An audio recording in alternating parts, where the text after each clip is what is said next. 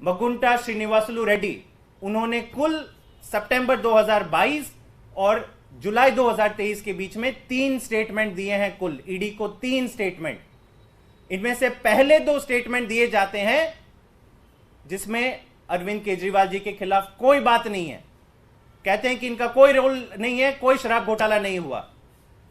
और तीसरा स्टेटमेंट, क्योंकि अब बेटा 5 महीने से जेल में सड़ रहा है, तीसरा स्टेटमेंट में वो अरविंद केजरीवाल जी का नाम लेते हैं, उनके खिलाफ बयान देते हैं। अब चौंकाने वाली बात यह है कि ईडी ने जो चार्जशीट कोर्ट में रखी है, इसमें ये 2 स्टेटमेंट का कोई जिक्र नहीं है। 2 स्टेटमेंट पूरी तरह से गायब कर दिए गए हैं।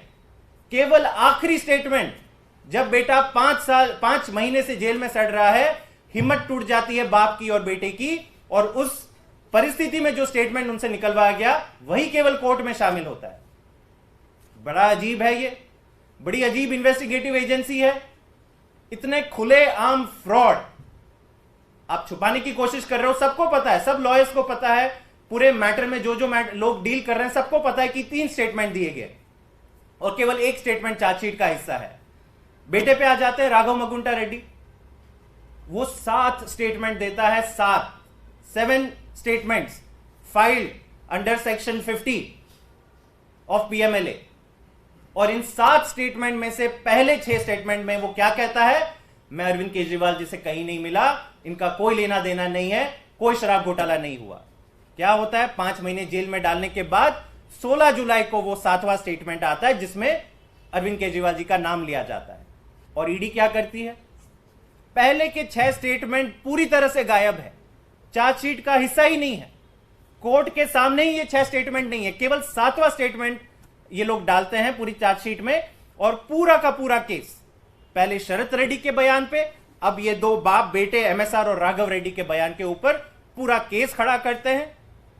और देश की one of the top 3 parties, आम आदमी पार्टी जो राष्ट्रीय पार्टी है, उनके संयोजक अरविंद केजरीवाल जी और सिटिंग चीफ मिनिस्टर को इन 3 लोगों के बयान के आधार पर जेल में डाल देती है। तो मैं वापस यही कहता हूं कि भाजपा इस लोकसभा चुनाव में कोई और स्कीम के लाभार्थी से वोट मांगने का प्रयास नहीं कर रही है।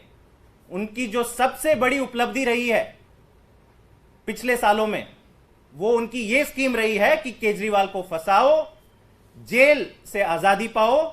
और जब मगुंटा श्रीनिवासलू रेड्डी की बात आती है तो इसमें और एक चीज जुड़ जाती है कि केजरीवाल को फंसाओ, जेल से आजादी भी पाओ और भाजपा की टिकट भी पाओ। मुझे नहीं लगता है कि आजाद भारत में इससे बड़ा फर्जी मुकदमा, इससे बड़ा फर्जी और पूरी तरह से ये जो षड्यंत्र रची जा रही है, वो कभी ऐसा नहीं हुआ होगा कि एक देश की सबसे one of the biggest parties के टॉप 4 नेताओं को आप जेल में डाल रहे हो और इन लोगों के बयान के ऊपर जेल पे डाल रहे हो जिनका सीधा कनेक्शन भाजपा से है। एक भाजपा का डोनर निकलता है, दूसरा भाजपा का अलायंस पार्टनर से उसे टिकट मिल जाती है। तो मेरे ख्याल से अब ये पूरा सच देश के सामने आ गया है। देश के लोग फैसला करेंगे, कोर्ट तो फैसला करेंगे ही करेंगे, सारे तथ्य कोर्ट के सामने रखे जाएंगे, लेकिन देश के लोग भी फैसला करेंगे कि ये तानाशाही इस चरम तक पहुंच चुकी है इस देश में कि कहीं कोई मतलब कोई पर्दा भी नहीं है। अब पर्दा सारा हट गया है, इसके बावजूद भाजपा कहती है कि नहीं, केजरीवाल जी को हम अरेस्ट करेंगे, इनको जेल में रखेंगे।